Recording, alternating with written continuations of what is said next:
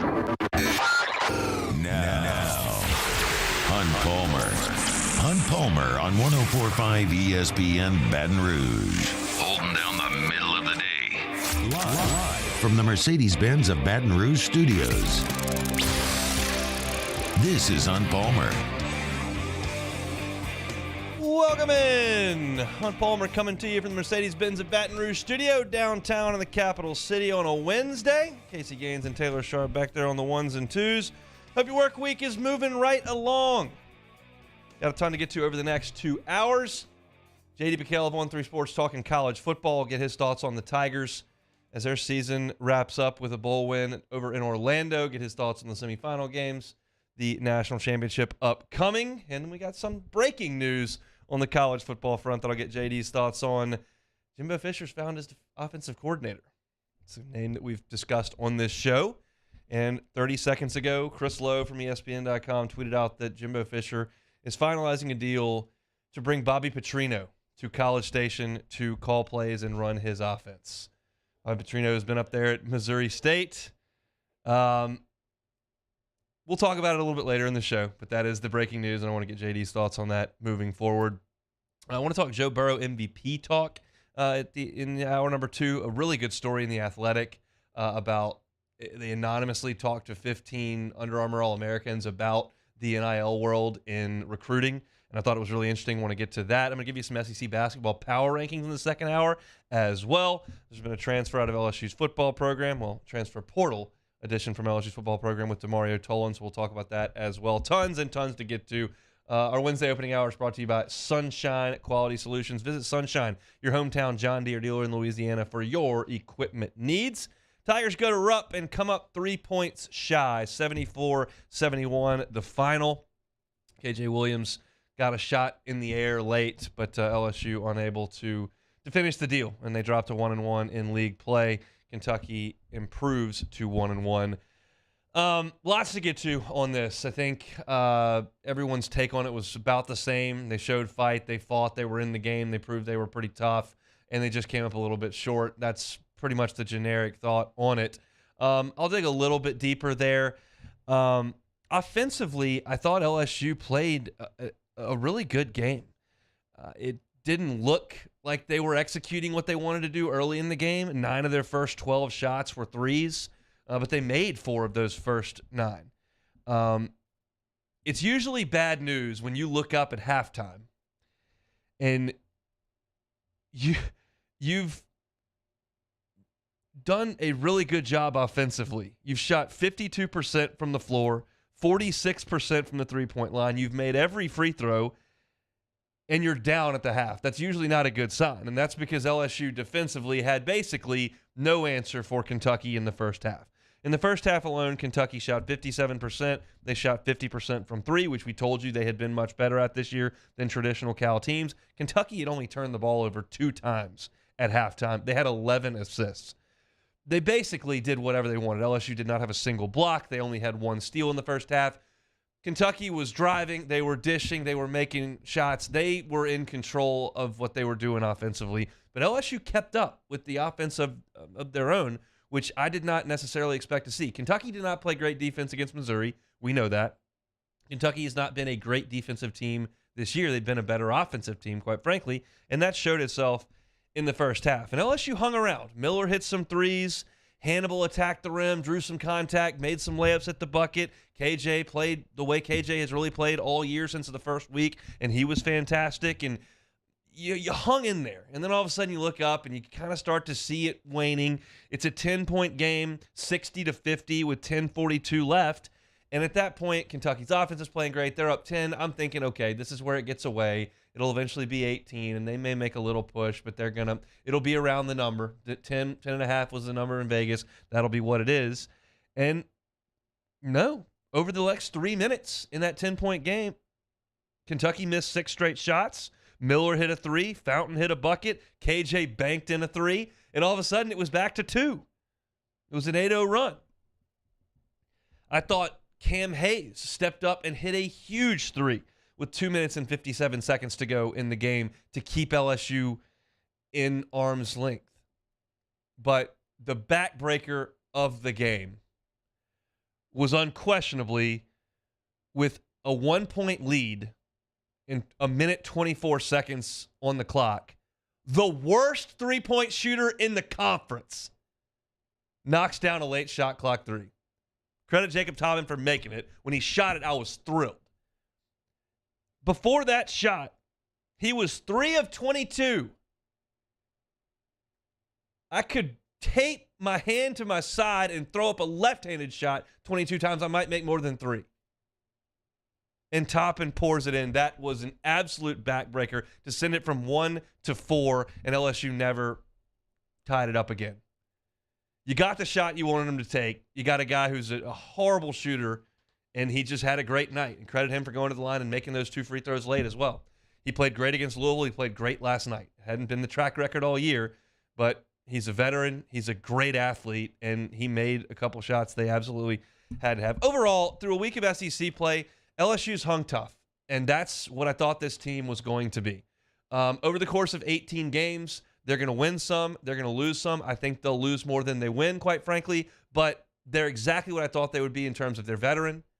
They don't get shocked. They don't get shell-shocked. They've had moments in these games. I think the Arkansas game I specified when Juice Hill went to the line and missed 3 free throws, and Arkansas came back and hit a 3 to go up 5. And you're going, man, but LSU fought back and got in it. Kentucky builds a 10-point lead. You're thinking, and LSU finds a way to get back in it. And so they're hanging with talented teams. Kentucky's got pros. Arkansas's got pros. 1 home game, 1 away game. They're hanging tough. And over the course of 18 games, I think there will be a couple nights where they put some teams away, and I think there will be a couple nights that get away from this LSU team. I think there will be some nights where they struggle offensively. Maybe if KJ doesn't quite have it, gets in foul trouble. But you got to be encouraged that the sample size grew, and now we've got a pretty decent K-State team that played great last night that LSU played to the wire. You've got a Wake team that's been competitive in the ACC that LSU beat after falling down 20. You've got Arkansas and Kentucky. That's 4 games, and it's been pretty much a dead draw against reasonable basketball teams. I don't care about what they did against Wofford or Winthrop or what they did against New Orleans, Texas Arlington. But against the Power 5 teams that they've played, they've all been really tight games late. I think that's what LSU's going to be in all year long. Great statistical trend here for LSU is the turnovers. Only 9 turnovers against Kentucky. Only 10 turnovers against Arkansas. They are valuing the basketball. They're veteran. They've got veteran guards. They've got veteran players on the floor. They should do that, and they are right now. That is a very, very good trend for LSU. One of the trends that is not very good is what LSU is getting from its starting point guard. Juice Hill comes from a mid-major program in Murray State where he was a really, really solid player for them. And early in the season, if you listen to this show, I was very positive in how I talked about the way that Juice Hill was playing. He was running the show. He understood tempo, was taking care of the ball more often than not, getting them in good situations, pushing it when you needed to, hitting the brakes when you needed to. I thought he was doing a really good job of controlling the tempo against some of these non-conference teams. Well, after 2 SEC games, you've got one matchup where he's playing a 6'7" freshman point guard in Anthony Black. That's very rare to have a 6'7" point guard out there. And then you played 5'9" senior Xavier Wheeler last night. So 2 totally opposite players. And the results have kind of been the same. In the game against Arkansas, Juice Hill played 18 minutes. He was 1 of 5 from the floor, 0 of 3 from three-point range, 0 of 3 on free throws, had 1 assist and 1 turnover. He had 4 points in that game. Then last night on the road against a veteran point guard that's his size, Juice Hill plays 13 minutes in the game, 0 of 3 from the floor, 0 of 1 on threes. He didn't have an assist. He did turn the ball over. So in total, in these 2 games, 31 minutes of action, 1 of 8 from the floor, 0 of 4 from three-point range, 0 of 3 from the free throw line, 1 assist, 2 turnovers, and 4 total points. And you saw when Juice Hill would get into the lane against Shibwe and against Toppin and against these long, rangy defenders that you're going to find a lot in the SEC, but you're certainly going to find them when you play Kentucky. He couldn't really get to the rim. He was just getting shots blocked, whether it was in transition or on the drive. He would drive in there and not really have anywhere to go. And it's just tough to try to play at that height. And I think there are going to be some games where there are better matchups for him. Kentucky being so athletic and so rangy, and then the black matchup with Arkansas is just a tough one for a lot of people because he's just so big and so athletic. But they need a little bit more from Juice Hill, and I think it comes one of two ways. Either he plays a little bit better, or you just play Cam Hayes and Trey Hannibal more at the point. And that's what Matt McMahon did yesterday, was go to those two guys for a little bit more extended minutes. Briefly on Kentucky, on their side of things, they've got some depth issues in Lexington. Kason Wallace and Oscar Sheedway played all 40 minutes last night, and Wheeler played 37. They played the entire second half. That just feels like it's not really sustainable, and it's rare for a John Calipari team to just not have the quality depth because he's such a great recruiter, and he's done a pretty good job of bringing guys in the transfer portal as well. But, playing the 40 minutes, Sheedway was every bit as impactful as you thought he would be. He goes 19 points, 16 rebounds. He had 7 offensive rebounds in the game. LSU had 5. He out-rebounded LSU on the offensive glass. Now, he's the nation's best. He is the best SEC rebounder I've ever seen. I wasn't around for Shaq or Barkley or any of those guys. But in the last 20 years, I have not seen a better rebounder than Oscar Sheedway, and he just kept hitting the offensive glass. It's so frustrating when LSU is struggling the way that they were on defense, but then you get a missed shot and you can't end the possession and go the other way because Sheedway continues to pull balls off the glass. So, look, it's a moral victory type deal. That's kind of where I think LSU is. It doesn't necessarily change what I think this team's win-loss record is going to be. I think this team is an 8-10 type team. That's just my view of it right now, but I wouldn't be surprised after watching those 2 games if it got a little bit better. They've played tough, and they've got some confidence now, and they're going to go on the road again on Saturday and play a team that's far less talented than what the last 2 they've played, and we'll see if they can continue this level of play. They play the way they did in this game, they'll go beat A&M, and that'd be really, really nice to get a road win this early. As we talked about, you've got those games you can win late. If you can just survive January and early February, you'll be able to come up for air. And right now, they're very much surviving. They get a big win against a top 10 team in Arkansas, and they were right in the mix there, up there in Lexington, but couldn't quite get it done. Credit to John Calipari's squad, who got it done in front of a crowd that was not very happy with them for much of the second half. It was a cranky crowd, especially when the shot clock would get late, and it didn't seem like there was much Kentucky was doing, but they were able to get buckets when they needed to late in the game. So the final score, 74-71. Visit Sunshine. It's your hometown John Deere dealer in Louisiana for your equipment needs. Sunshine Quality Solutions brings you the opening hour each and every Wednesday. And in that opening hour, each and every Wednesday, we chat with our guy, J.D. Bikel from On3 Sports. Lots of college football to talk about. That's next on 104.5 ESPN Baton Rouge. This is on Palmer. Our listeners fire off their opinions on the jimsfirearms.net hotline at 499-1045. Keep listening for your next chance to shoot us your thoughts with the jimsfirearms.net hotline on 104.5 ESPN Baton Rouge. Bayou Ford has $10,000 off MSRP on a new 2022 Ford F-150, plus no payments for 90 days and 2.9% APR for 72 months. All new Bayou vehicles come with a 1 million mile powertrain warranty. If you need sales or service, the crew at Bayou Ford is going to do right by you. I've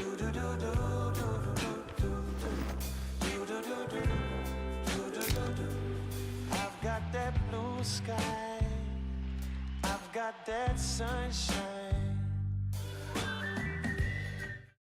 Hi, I'm Brandon Landry, founder and CEO of Walker. Hi, my name is Dr. Craig Green. This is Ryan Terrio with HUDCORoofing.com. Hey, it's Matt Moscona. No matter how big your commercial roofing job, HUDCO can help. My patients come to me because they trust that I can get the job done at a high level. Ryan Terrio and Richard Tilley have the same level of trust when it comes to roofing. If you have a roofing issue, call HUDCO Roofing. Give us a call, 364-1007, and we'll come to your house and give you a free inspection. Follow us on Twitter at 1045ESPN to cast your vote in the Citizens Bank and Trust poll of the day. Vote daily inside off the bench, anytime. Hunt Palmer. And after further review, Citizens Bank and Trust brings you the poll of the day via Twitter at 1045ESPN. I've been doing business with Luber for 25 years. They're dependable, trustworthy. It's just the attention to detail with our clients. Our folks have years and years of experience. They're highly trained professionals, but many companies have that asset. What I'd like to think makes Luba a bit different is that we use those talents in a way that truly is dedicated to serving the needs of the folks who depend on us.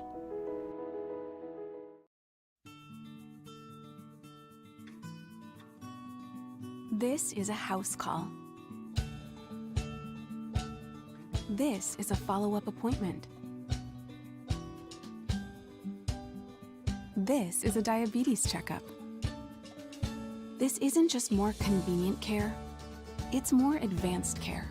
This is innovating healthcare at Louisiana's #1 hospital, Ochsner. Time doesn't stop, and the world keeps spinning. Community, culture, and communications, the powerful circle that connects us together. We're creating the next evolution, a network built for every possibility, moving faster than ever before, streaming us forward into the future. And the revolution is closer than you think. RTC, ETEL, and Vision are now Rev. New name, same company. Service Master Elite create clean, disinfected work environments. As a local business, we take pride in serving the New Orleans and Baton Rouge areas. Our cleaning protocols follow CDC and OSHA standards for healthcare settings, offices, senior living, restaurants, and industrial plants. Contact Service Master Elite to get your operation ready for reopening with germ disinfection cleaning. Service Master Elite, the trusted choice in professional cleaning since 1996. Eli's always been into grilling. It took us a while to see it, but the signs were there. What are you doing, Eli? I knew grilling was my thing. I have been talking about it throughout my career. Happy with the results? I am. Got the new grill from barbecueguys.com. It performed great. My advice, as I always told my boys, do more of what you were born to do. Barbecue Guys, for those who were born to grill. You want cheese on your burger, Pops? I'll take a little cheese. Corval Toyota in Opelousas is here to help you ring in the new year with no markups, and you'll never pay over MSRP. And we have new inventory arriving daily.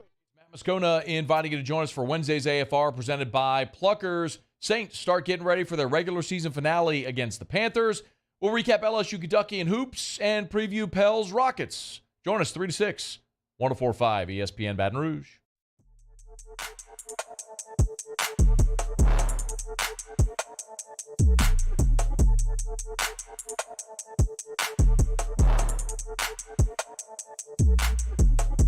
This is Hunt Palmer on 104.5 ESPN Baton Rouge.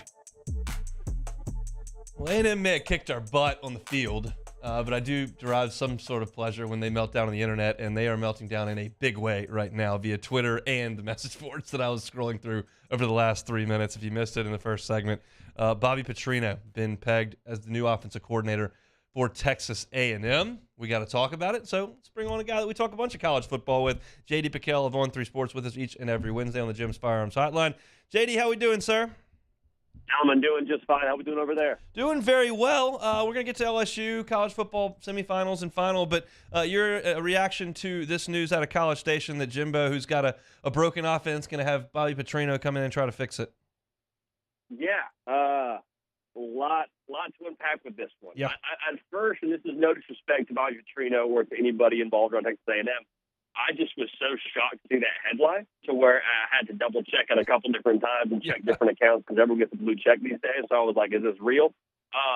But no, I mean, Jimbo Fisher, I mean, credit to him to taking the step back and saying, okay, I understand. I do need some help here. This is something we have to fix. This can't be the way this goes going forward.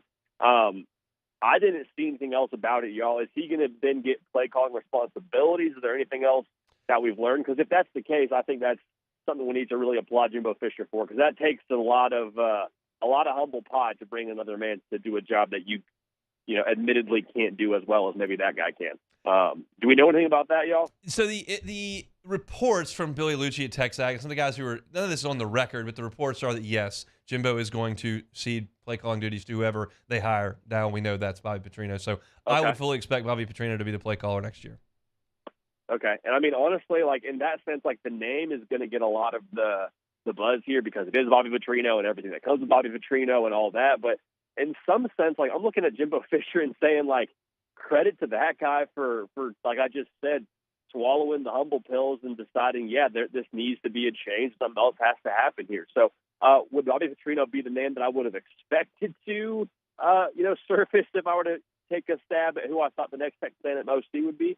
No, but still, I think it does show a fair amount of self-awareness from Jimbo Fisher, which I think is a welcome sight in College Station. If anything, it's good fodder for us to talk on radio for a living. It's going to be interesting over there in College Station. Speaking of good things, LSU finished their season taking on an outmanned Purdue team and absolutely hammering them in the Citrus Bowl. Now that everything is put to bed, your thoughts on year one of the Brian Kelly era and the punctuation of it with the win over Purdue? I mean, the bowl game itself, it was like somebody hurt LSU's feelings. Because, I mean, they came out and just absolutely throttled them. Everybody's going to throw passes. Malik Neighbors is tucking around the yard. Obviously Purdue wasn't full strength, but still, I mean, credit to LSU for doing what good teams do and winning games they're supposed to win. I think when you look back at year one under Brian Kelly, all things considered, the phrase that comes to mind is ahead of schedule. And that's truly what I think it is right now in Baton Rouge.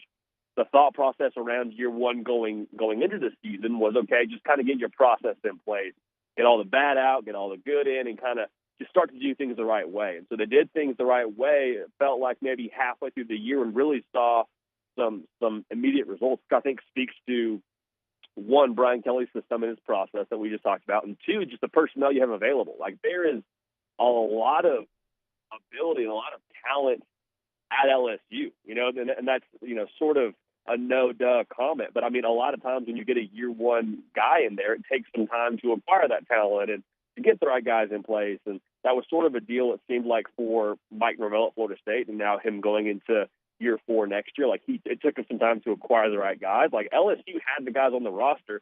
It was just a matter of getting it all headed the right direction. So ahead of schedule is the phrase I would use, and now expectations for next year just continue to ramp up, which, as y'all well know, is the reality at a place like LSU, and the reality whenever you play for an SEC title game in year one. That's going to be the expectation going forward, I would imagine. Yeah, that was kind of my open yesterday. It was like, it was perfectly reasonable for us to sit here after you lose to Florida State, after you get crushed by Tennessee, after you get crushed by Georgia, and say, yeah, they're just not quite there yet. It's coming. But now with the transfer portal, with recruiting classes that feature freshmen that are pretty much ready to play in a lot of cases, look at what Harold Perkins did for LSU this year.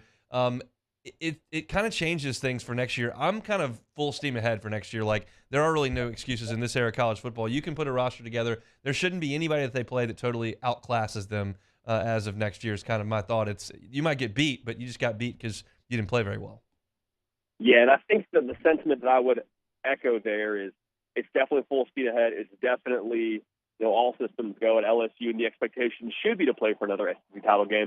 I would just provide the word of caution that if it isn't the same result, if you don't beat Alabama, I guess they'll play them in Tuscaloosa next year. If you don't end up playing for an SEC title, I wouldn't hit the panic button. I wouldn't consider it a failure of a season or a step backwards, because I think in reality, if they regress back to what a year two team should look like, if it was what a year one should look like, I don't think that's a total reflection on Brian Kelly or this program. Now, that's not saying they're not going to still do all the things that they are setting out to accomplish, and they're not going to play for another SEC title. But I think my concern is that some of these instances and some of these successes that LSU had this year will set the bar higher than what is fair for a team in year two under a new head coach. But when you went down to LSU, I mean, I understand it. So there's two sides of that coin, and I get both sides. Let's talk a little bit about Alabama. Really, one just direct question. Do you think Jalen Milroe is going to be their quarterback next year?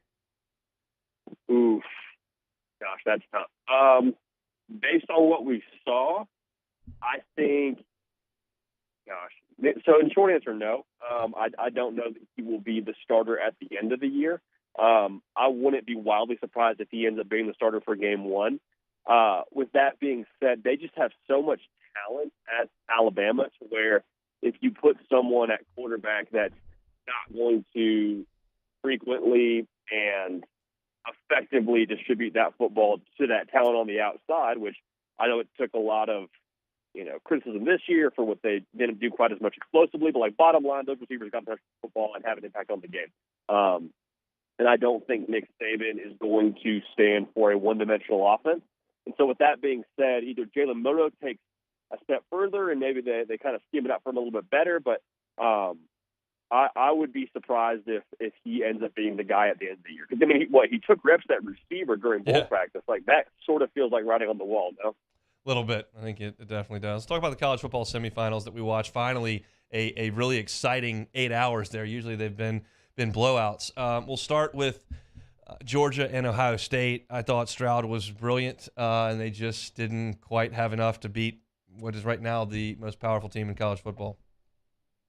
Man, everybody in Columbus is very much feeling like if Marvin Harrison Jr. stays in that game and stays healthy, they win that football game. And I mean, it's hard to argue otherwise. Like, as Kanye West says, I guess we'll never know. It's probably not popular to quote Kanye right now, but I guess Kanye, when he won that Grammy a very, very long time ago, but when he was more socially accepted. Anyway, you hear what I'm saying. You're like, we'll never know what happens if Marvin Harrison Jr. doesn't get hurt and goes out of that game.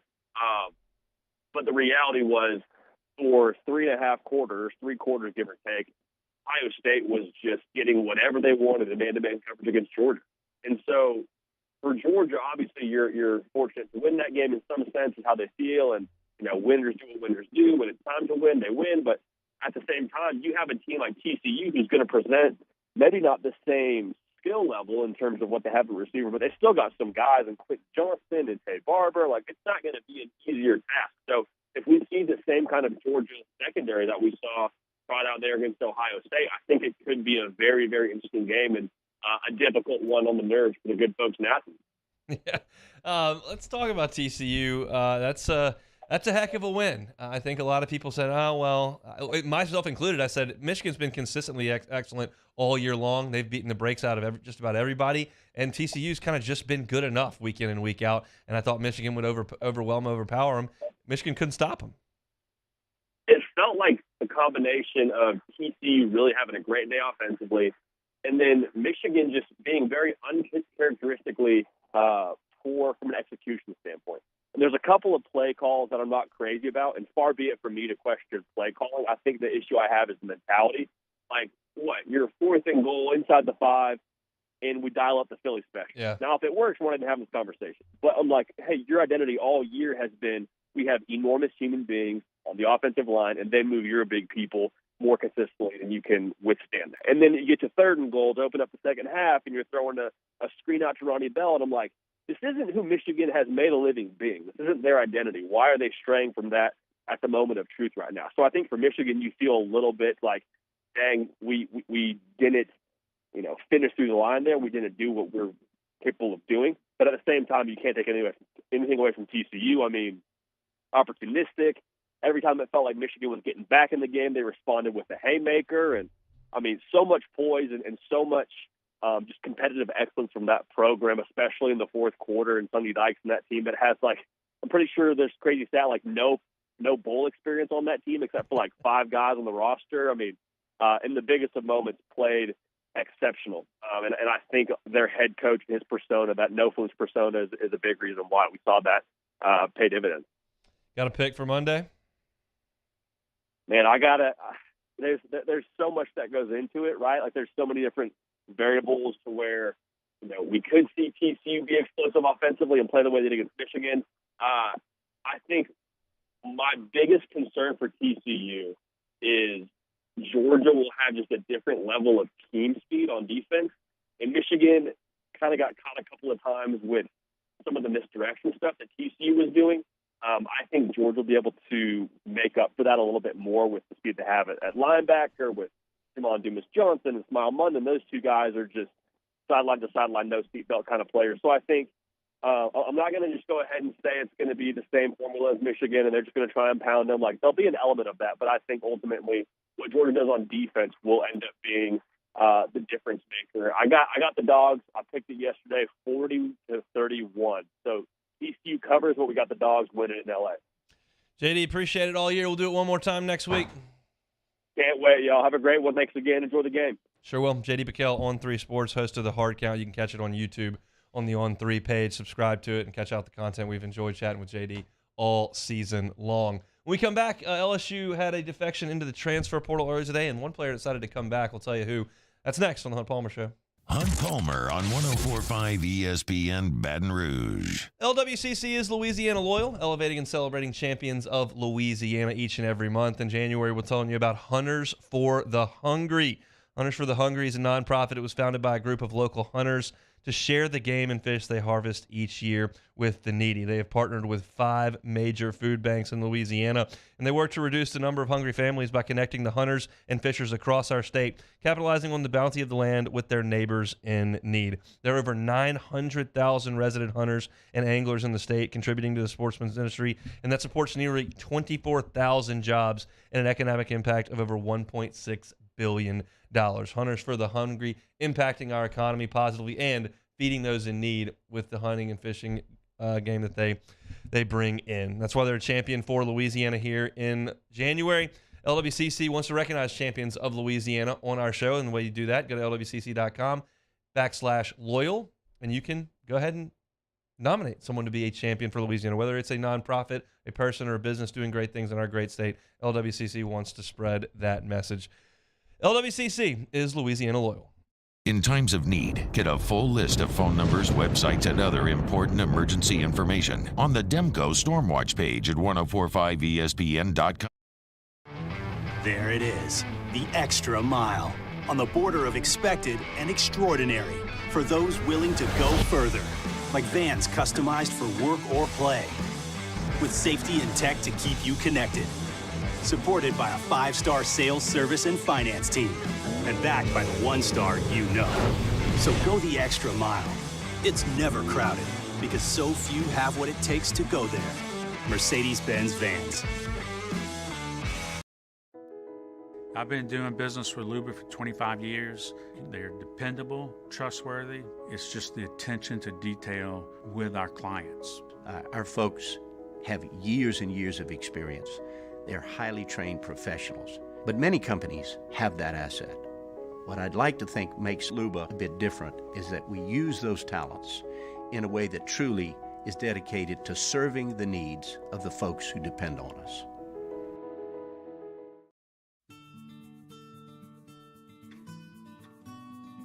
This is a house call. This is a follow-up appointment. This is a diabetes checkup. This isn't just more convenient care, it's more advanced care. This is innovating healthcare at Louisiana's #1 hospital, Auctioner. Time doesn't stop, and the world keeps spinning. Community, culture, and communications, the powerful circle that connects us together. We're creating the next evolution.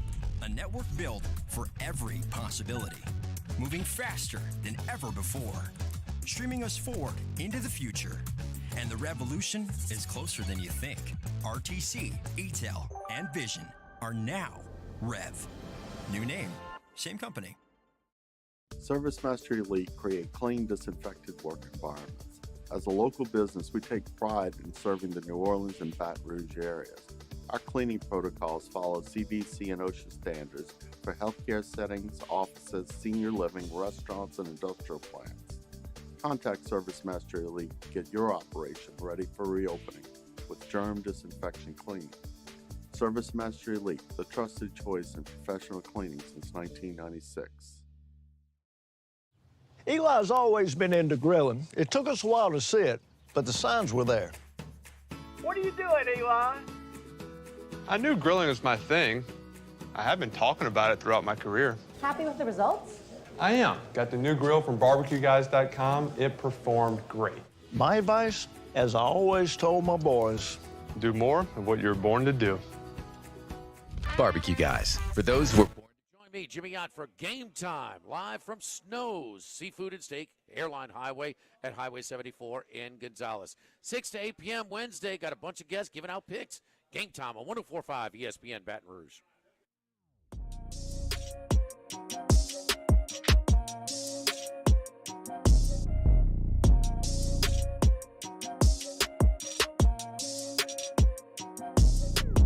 You're listening to Hunt Palmer on 104.5 ESPN Baton Rouge.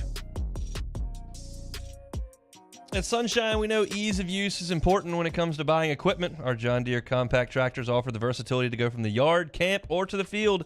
With compact tractors up to 20% off list price and 0% financing, now is a great time to get powered by Sunshine. Visit us online at sunequip.com to apply for financing, get a quote, and learn more about our specials. Same restrictions apply.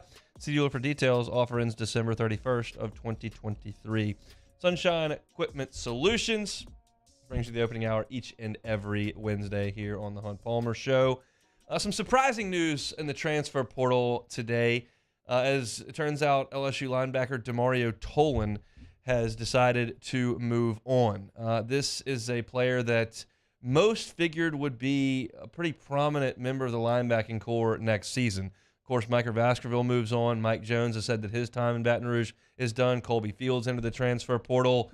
So you're losing a lot of guys there. You've got Greg Penn coming back. You've got Harold Perkins, who was obviously a star as a freshman, and he was playing a lot of jack. Maybe he moves inside. That's kind of the idea. If they had West Weeks is a transfer from Virginia that you've brought in. You've got a couple in this class with Whit Weeks and Christian Brathwaite. But you've got a depth issue at linebacker. If you're talking about a linebacking core that has Greg Penn, Wes Weeks, Harold Perkins, Whit Weeks, Christian Brathwaite, that's only 5 guys.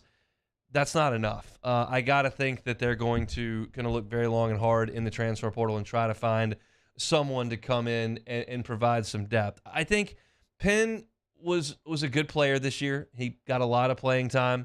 Was he perfect? No. Was he as good as Baskerville? No. But he's got another year to grow and develop. Harold Perkins is a star, and those 2 guys have proven they can play at this level. Wes Weeks did not get a lot of time this year on the defensive side of the ball. He played some special teams, but he did play pretty well for Virginia 2 years ago. So, well, I guess last year. It'll be 2 years ago once you play again. So Whit Weeks is an early enrollee, so he's going to come in the spring, and that's kind of goes back to what I was talking about in my open yesterday. You don't want to count on freshmen everywhere. Obviously, that's not the idea. But in 1994, there's just no way you would have had 2 freshmen playing left tackle and a freshman being your most impactful defensive player that closed a couple of games for you. Like, that just wasn't an option. High school kids weren't ready to play college football. That's changing with high school strength and conditioning programs, with early enrollees to get a 9-month head start. It helps. So there was once upon a time, it's been a little bit, but there was once upon a time where you couldn't even suggest that a freshman was going to jump in there and help. But hopefully Whit Weeks and Christian Brathwaite can, and they can add some depth. But still, 5's not enough. So you're going to have to go and get a transfer. There was clearly something up because Demario Tolan did not play in the bowl game in his hometown. And you could probably see the writing on the wall there. So it doesn't feel like this is one that's going to be, yo-yo where they enter the transfer and come right back. Feels like he's probably going to move on. And that's disappointing because you really think that he was going to factor in next year in a pretty significant way. And turns out that's not the case. So off this linebacking group, you got Micah Baskerville gone, you got Mike Jones gone, you got Colby Fields gone, and now Demario Tolan gone. You're talking about 1, 2, 3, 4 guys that have left. So you're going to have to backfill that with a transfer here or there. There should be some playing time available if they can get ahead of the transfer portal and make that happen. LSU did get news that one player is coming back for another year. Their punter, Jay Bramlett, announced via his personal social media account that he's going to come back and give it one more go with his last year of eligibility. I thought Bramlett was rock solid. Was it a Brad Wing type season that was just unbelievable? No, but he was plenty good. You could count on him to get you some good hang time. You could count on him to pin some teams deep at times. I thought Jay Bramlett did a fine job as a punter, so more than happy to welcome him back to LSU to do the punting. Obviously, that's a huge deal. I was fascinated when we had Zach Von Rosenberg come in here last August, just to kind of tell some old stories, reminisce about the amount of detail that goes into the kicking game. And you can roll your eyes about LSU's kicking game this year and the issues that LSU had on special teams. Not really the point here, but I get it.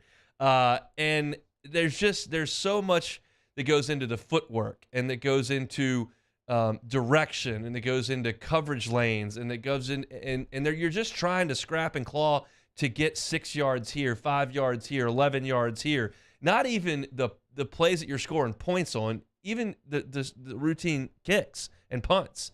And so there's a lot more that goes into it. If you ever watch Pat McAfee on Twitter when he's for the brand stuff, when he's breaking down special teams plays, generally from the NFL, but sometimes from college, there's a lot of coaching and a lot of execution that's got to go on in the punt game as opposed to let's just make sure we get the snap back there, boom it, and go tackle the guy. Like there's a lot that goes into it. And so I think having Jay Bramlett back is a very, very good thing for LSU. I want to touch on this Bobby Petrino hiring situation here at the end of this segment. If you missed it, Texas A&M has announced that Bobby Petrino is going to be the new offensive coordinator in College Station. And that was a name that was rumored very heavily about 3 weeks ago. And it turned out that wasn't necessarily going to be what happened. And Bobby Petrino ended up taking the job out west at UNLV for Barry Odom. And then all of a sudden, he turns around and heads on back and goes to College Station. So kind of a surprise there. Here are my takes on it. Bobby Petrino was an elite offensive mind at Louisville in the early 2000s. And then when he went to Arkansas, they were really good. They had Wilson, they had Mallett, like they were excellent in terms of how they schemed up their offense. Of course, we all remember that 2011 team that came to Baton Rouge and took that 14-0 lead, and then LSU whitewashed them. But he was a great play caller and great offensive mind back in the first 15 years of this century. And the thing that it puzzles me a little bit about this hire is because so was Jimbo Fisher. When he was here, winning a national championship, putting a bunch of yards with Jamarcus Russell, then you go to Florida State, win a national championship, have those first-round draft picks at quarterback. But then, Bobby Petrino faded away, and he went to Western Kentucky and Missouri State, had a failed stint at Louisville, tried to reunite there. And he's kind of been off the radar for the last 5 or 6 years, and Jimbo's offense has kind of felt stale. And so it just feels like you're bringing in the same era type guy. I'm not prepared to sit here and say this has no chance to work. That's a disaster. I said that when Arkansas hired John Chavis. I said, look, that has no chance. John Chavis put great defenses on the field when he had great players at LSU. He put average defenses on the field when he had average players at A&M. He's going to put bad defenses on the field when you got bad players like they did at Arkansas. That you can see from a mile away. It might work. Petrino is going to have better players than he's had in 10, 12 years.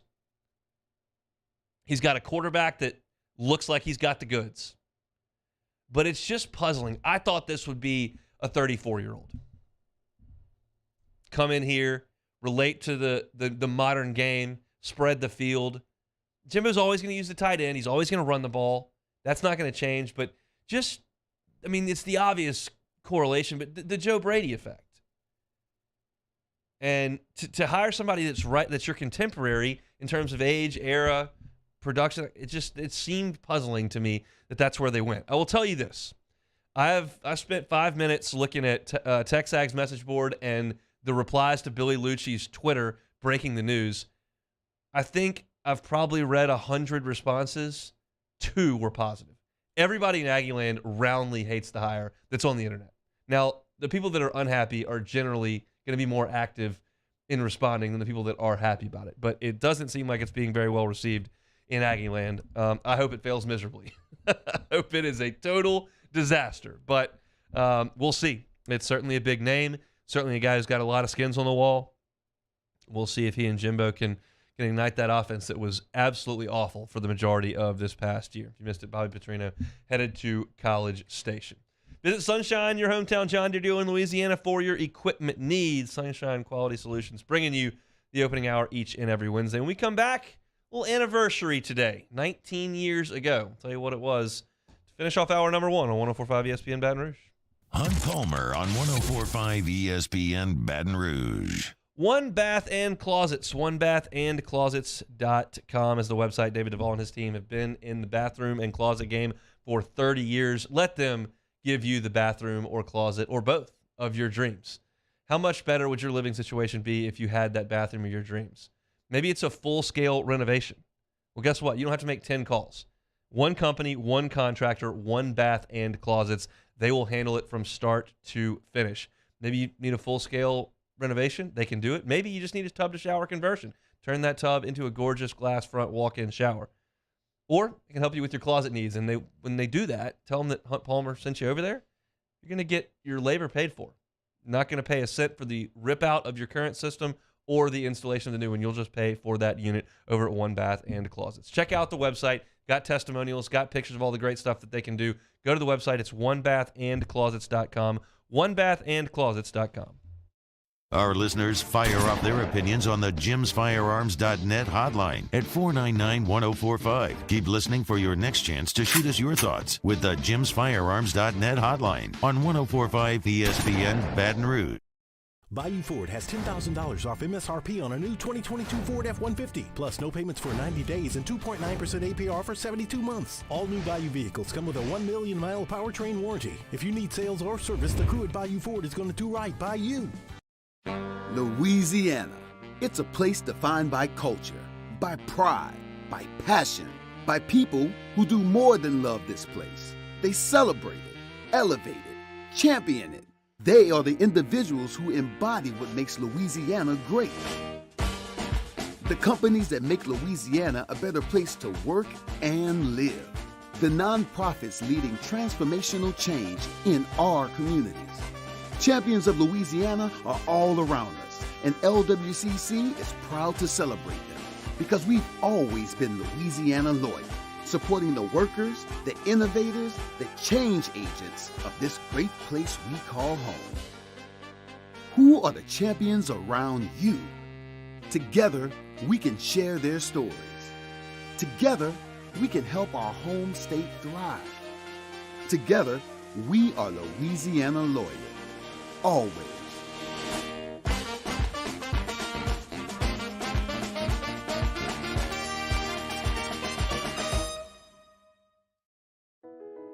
I've been doing business with Luba for 25 years. They're dependable, trustworthy. It's just the attention to detail with our clients. Our folks have years and years of experience. They're highly trained professionals, but many companies have that asset. What I'd like to think makes Luba a bit different is that we use those talents in a way that truly is dedicated to serving the needs of the folks who depend on us.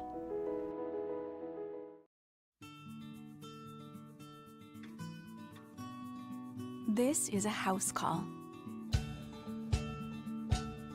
This is a follow-up appointment.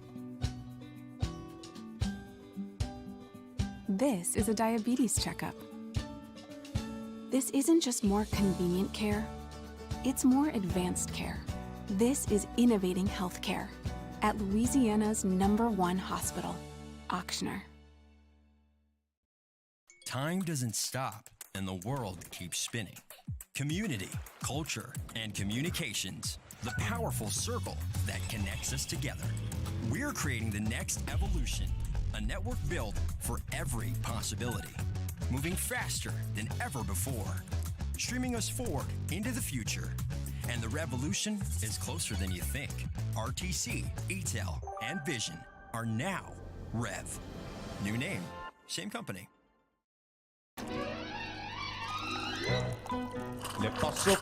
On Thursday's OTB, getting you ready for the final week of the NFL. Plus, Georgia, TCU, who's going to take home the natty? And a brand new Munchies with Chef Michael Johnson. Off the bench, 7 to 10 a.m., 104.5 ESPN.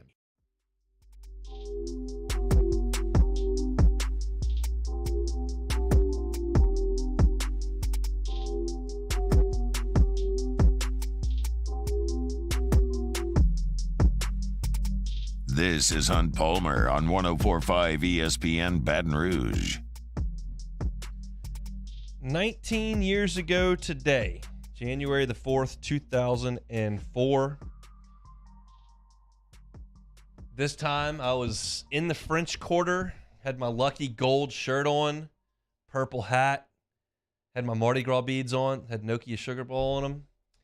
Tigers won their first national championship since 1958 in the Superdome. I think there are a lot of you that are listening were there. Certainly A lot of you that are listening remember it very well. It was a day that kind of everything changed. And it's a day that I can never go back. Nothing can ever be like that day. Because at that point, you were running on 50 years of never having won the championship. Most fans had never experienced a national championship. If you had, you were very young, and you were no longer very young at that point. I think about my dad, who I was at the game with, who was born in 1955. So, yeah, I guess he was around for the 58 championship, but certainly did not remember it. And he had gone his entire LSU life to that point, having never seen it. And it was such a great year, such a great day. The energy in the quarter was just unbelievable. And the energy in the stadium was even better. And there's just, when I say I can't do it, because when it's the first one, you can never redo it. I can never redo that with LSU football. I can never redo it with LSU baseball. I can't do it with the Cubs. The only team I've got left that I pull for that can get to the top of the mountain is LSU's basketball program. We all know they've never done that. But for most of us, that night was something we had never seen. And the first play of that game, because at that point, you're still, you think you got a great team and you love your team, but are we ready to compete with Oklahoma? They just won a national championship. We're not at the level of Miami and Florida State, Spurrier's, Florida. Like, can we do this? Can we get on the biggest stage and show up?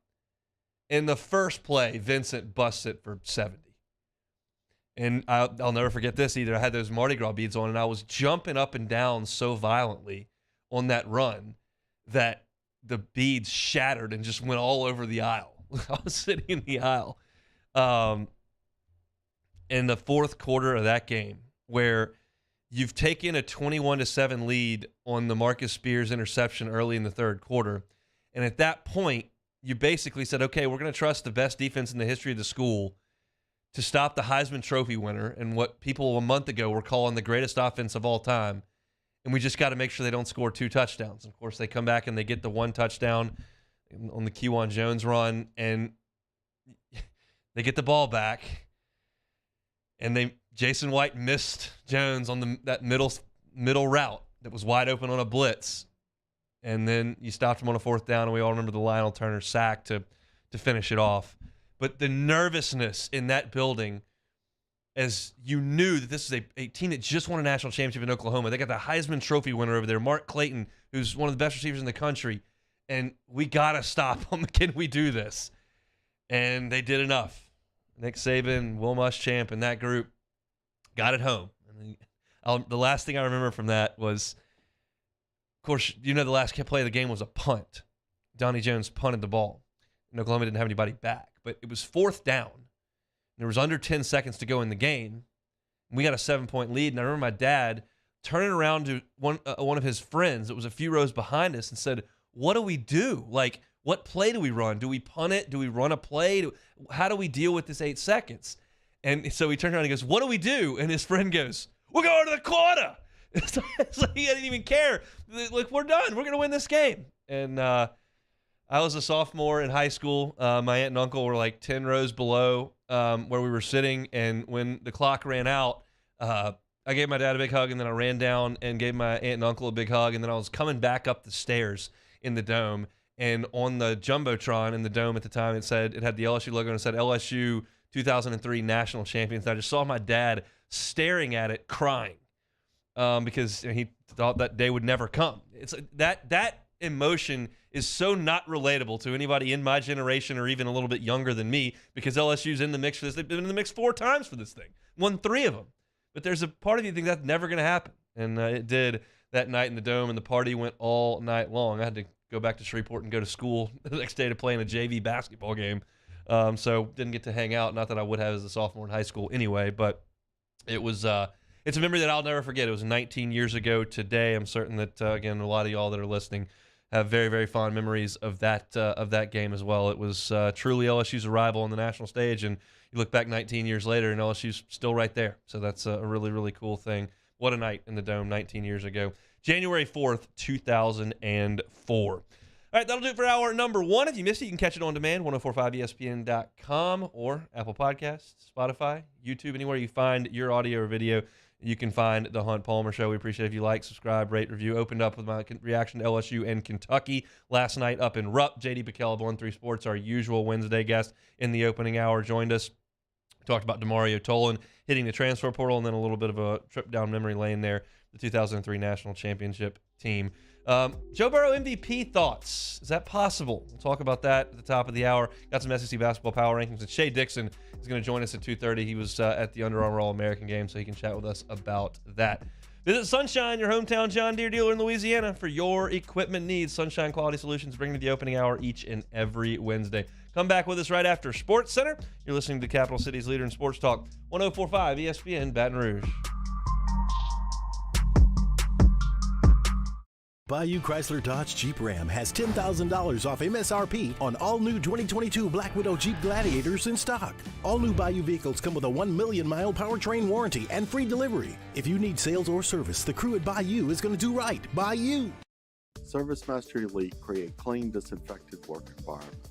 As a local business, we take pride in serving the New Orleans and Baton Rouge areas. Our cleaning protocols follow CDC and OSHA standards for healthcare settings, offices, senior living, restaurants, and industrial plants. Contact Service Master Elite to get your operation ready for reopening with germ disinfection cleaning. Service Master Elite, the trusted choice in professional cleaning since 1996. Eli's always been into grilling. It took us a while to see it, but the signs were there. What are you doing, Eli? I knew grilling was my thing. I have been talking about it throughout my career. Happy with the results? I am. Got the new grill from barbecueguys.com. It performed great.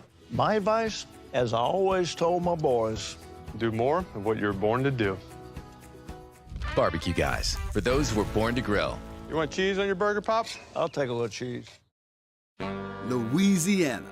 It's a place defined by culture, by pride, by passion, by people who do more than love this place. They celebrate it, elevate it, champion it. They are the individuals who embody what makes Louisiana great.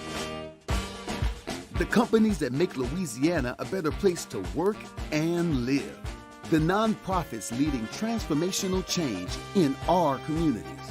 Champions of Louisiana are all around us, and LWCC is proud to celebrate them because we've always been Louisiana loyal, supporting the workers, the innovators, the change agents of this great place we call home. Who are the champions around you? Together, we can share their stories. Together, we can help our home state thrive. Together, we are Louisiana loyal. Always.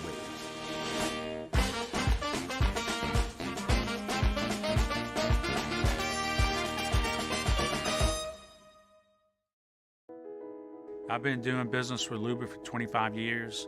They're dependable, trustworthy. It's just the attention to detail with our clients. Our folks have years and years of experience. They're highly trained professionals. But many companies have that asset. What I'd like to think makes Luba a bit different is that we use those talents in a way that truly is dedicated to serving the needs of the folks who depend on us.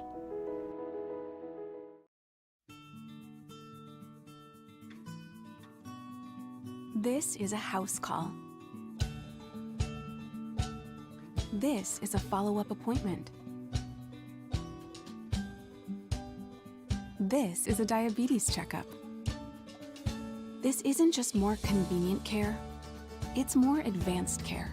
This is innovating healthcare at Louisiana's #1 hospital, Ochsner. Time doesn't stop, and the world keeps spinning. Community, culture, and communications, the powerful circle that connects us together. We're creating the next evolution, a network built for every possibility, moving faster than ever before, streaming us forward into the future. And the revolution is closer than you think. RTC, ATEL, and Vision are now Rev. New name, same company. All right, let's say ah.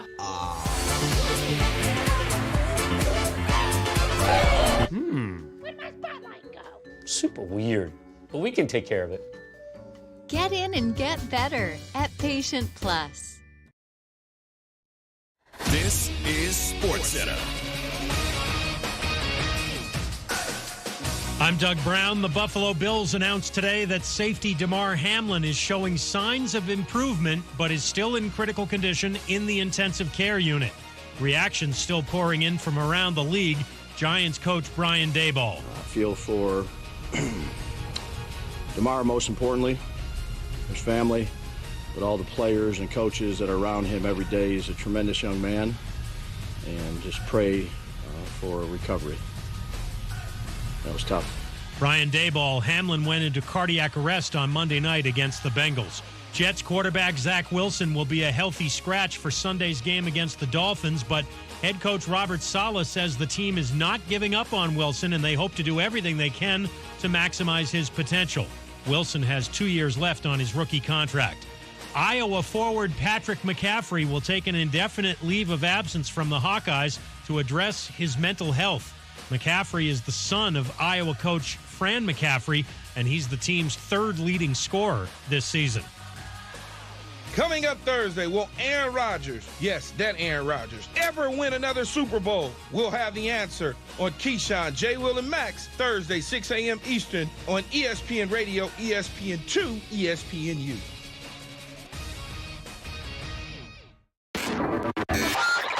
Now, Hunt Palmer. Hunt Palmer on 104.5 ESPN Baton Rouge. Holding down the middle of the day. Live from the Mercedes-Benz of Baton Rouge studios. This is Hunt Palmer. Hour number 2 on a Wednesday. Half of the work week in the rear view mirror. Hope your Wednesday is going great. Did I say Thursday? It said Wednesday. Wednesday. Hope your Wednesday is going great. Ours certainly is here on 104.5 ESPN Baton Rouge. Shay Dixon with us in 30 minutes talking recruiting. Shay's been at the Under Armour All-American game. I think a big week for Zalance Hurd down there. We'll talk to Shay about what he heard down there in Orlando. Obviously, very obviously, the story from Monday night was the horrific situation with Damar Hamlin. We know that by now. You just heard the Sports Center talk. There sounds like there's been some signs of improvement while Hamlin is in ICU, which is certainly very good news, but he's continuing to be in critical condition and under constant care, obviously. And that's the biggest story from the game, obviously. However, there are some football complications that come from this, one being the AFC and how they handle it. And the NFL has come out and said that they don't have any concrete plans right now. They're going to go ahead and play Week 18 as scheduled. So everybody's going to play the game that they were scheduled to play in Week 18, and they'll deal with the Bengals and the Bills when that time comes. I think they'll probably take the results of this weekend maybe into consideration there. I believe that you're going to have a no contest in this game, and you're just going to have the Bengals and the Bills play 16 games and everyone else play 17, and then you just go off win percentage. It's not perfect, but I think that's the way it's going to happen. Another thing that I got to thinking about today is Joe Burrow very much had a chance to win the NFL MVP this year. When you look at the performance of the Bengals, his performance this year, he could have won the MVP. However, he was going to need a monster game on Monday night. And the reason that is because when you look at Pat Mahomes, one, the Chiefs are a game better. Chiefs are 13-3. The Bengals are 11-4. Mahomes has 800 more passing yards, 6 more passing touchdowns. He's run for 80 more yards. Statistically, Mahomes has had the better year. Now, Joe's missing a game. We know that. But if you would have taken the bright lights of Monday Night Football against the Buffalo Bills and Josh Allen, and Burrow could have thrown for 380 and 4 touchdowns, which, by the way, they took the football, went right down the field, and scored a touchdown early. all of a sudden, I think that switches. If the Bengals beat the Chiefs and the Bills, win the AFC 1 seed, and Burrow goes nuts in that spotlight on Monday Night Football with the nation watching, I think your odds would have flipped for the MVP. As it stands on FanDuel right now, Mahomes is minus 850 to win the MVP. Joe is plus 800. So significant swing there. Because as of now, the Chiefs appear to be the favorite to win the AFC 1 seed. And the stats are just a little bit better from Mahomes, purely a statistical perspective. You want to say he's playing better, I don't know. They're both pretty good.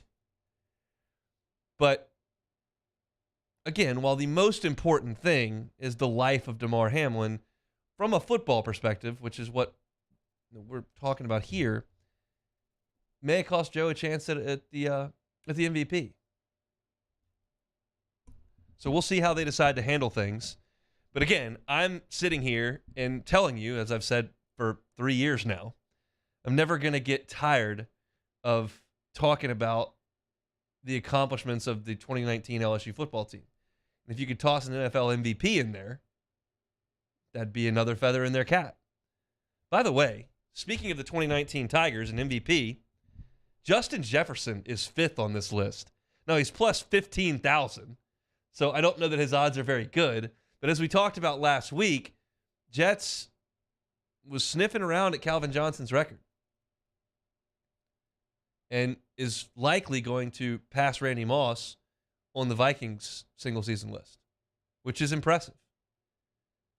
These guys continue to just do incredible things at the next level, and as they do them, all of a sudden you look back and you can you can argue against that 2001 Miami team, against that great Nebraska team. Best team ever. Bama 2020. And I think Joe was just going to have that night on Monday Night Football, and obviously that was not in the cards. So the games will go on as scheduled. The Chiefs will be at the Raiders. The Bengals host the Ravens. Lamar Jackson still has not practiced. And the Raiders are kind of in shambles over there. Don't have a quarterback. It's a tough scene over there. So you would think the Chiefs would win on Saturday. That would put them at 14-3, and there's nothing the Bengals can do to get there. Obviously, the Bengals beat the Chiefs, but right now the Bengals are sitting on 11 wins. That would be 14 for the Chiefs. So Mahomes kind of checks every box other than head-to-head. So I don't think it's going to happen there for Mr. Burrow. But he's had a heck of a season, and certainly they got a chance to do some real damage when the playoffs come on back around. I want to remind you to check out dropbiscuit.com, browse our growing library. While you're there, be sure to subscribe to Pops, Fame, You Talking to Me, For the People, Well Stated, or whatever Southern flavored audio biscuit you may fancy. That is dropbiscuit.com. News of the day in the Southeastern Conference, if you're just tuning in, is that Texas A&M has made an offensive coordinator hire. It is Bobby Petrino. He of Arkansas Razorbacks, Louisville Cardinal twice, Atlanta Falcons, Missouri State, don't even know what they are, and then recently UNLV. And a lot of people are making the joke right now that Bobby Petrino left the UNLV job after 30 days, which is just, it's remarkable that he continues to do this. He bolted from the Falcons mid-season, sent everybody a text message, I believe. So just there's a lot of ammo that you can use on Bobby Petrino over the years. Heck of a football coach, but some of the decisions have been questionable at best, I would think. Still a lot to get to here in the second hour. Shea Dixon's going to be with us in 20 minutes. Looking forward to that recruiting chat with Shea D. When we come back, I'm going to give you my SEC basketball power rankings. Where are LSU after we've seen them play 2 games against league competition? I'll tell you next on 104.5 ESPN Baton Rouge. Hunt Palmer on 104.5 ESPN Baton Rouge.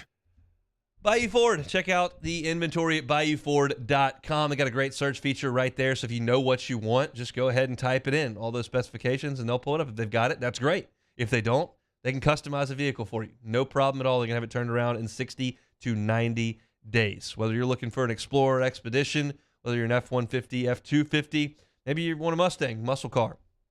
All that is available to you at Bayou Ford, BayouFord.com. It says don't settle right there. You don't have to settle. Get in the car that you want to drive. If you're not happy with what you're driving around in right now, let Bayou Ford buy your vehicle. They got a great buyback program. They can buy your vehicle, get you a leg up on purchasing that new vehicle. And every new purchase at Bayou Ford comes with a 1 million mile powertrain warranty. 1 million mile powertrain warranty. So check out that inventory. It updates every single day at BayouFord.com. BayouFord.com is a website. Bayou Ford, where they're going to do right by you.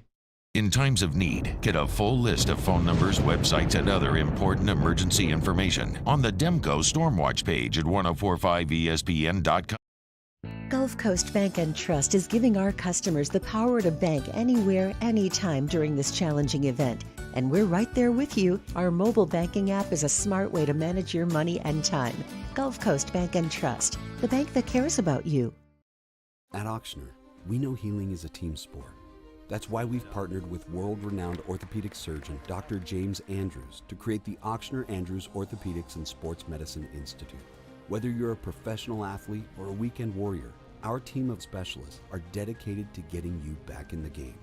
So whatever your reasons are for reaching your personal best, we've only got one: you. Ochsner Andrews Institute. Long live you.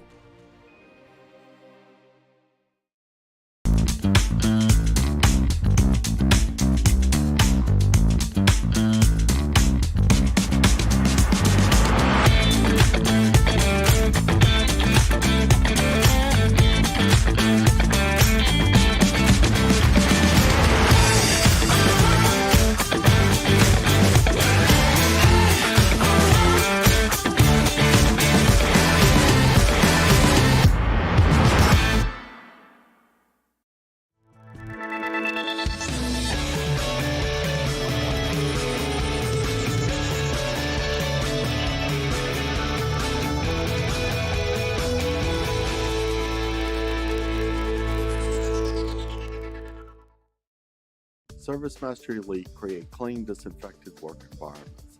As a local business, we take pride in serving the New Orleans and Baton Rouge areas. Our cleaning protocols follow CDC and OSHA standards for healthcare settings, offices, senior living, restaurants, and industrial plants. Contact ServiceMaster Elite to get your operation ready for reopening with germ disinfection cleaning. ServiceMaster Elite, the trusted choice in professional cleaning since 1996. Eli's always been into grilling. It took us a while to see it, but the signs were there. What are you doing, Eli? I knew grilling was my thing. I have been talking about it throughout my career. Happy with the results? I am. Got the new grill from barbecueguys.com. It performed great. My advice, as I always told my boys, do more of what you're born to do. Barbecue Guys, for those who were born to grill. You want cheese on your burger, Pops? I'll take a little cheese. I've been doing business with Luba for 25 years. They're dependable, trustworthy. It's just the attention to detail with our clients. Our folks have years and years of experience. They're highly trained professionals, but many companies have that asset. What I'd like to think makes Luba a bit different is that we use those talents in a way that truly is. Week 18 in the NFL. Tune in Saturday when the Las Vegas Raiders host the Kansas City Chiefs at 3:30 p.m., immediately followed by the Jacksonville Jaguars and the Tennessee Titans at 7:15. Then on Sunday, the Buffalo Bills host the New England Patriots at noon, right here on 104.5 ESPN Baton Rouge.